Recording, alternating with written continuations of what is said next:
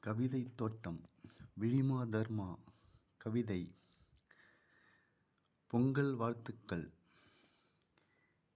இருளை திரியாக்கி தீப்பந்தமாய் ஒளியேற்றுவோம். இனி விடியல் தெரியும் வெள்ளி முளைத்து. அழுத காலங்களை தீயிட்டு கொளுத்திவிடு. இனி ஆனந்த துளிகளாக பனித்துளிகள் கொட்டட்டும் கண்களில். தைத்திங்கள் தென்றலின் ஈரக்காற்று காதோறும் வந்து தொடும் குயில்களின் குலவை இசையாய். நம் மனசு மண்சட்டி பானையில் மாவிலை மஞ்சள் வாசம் பொங்கி வழியும் பெருவெள்ளமாய்.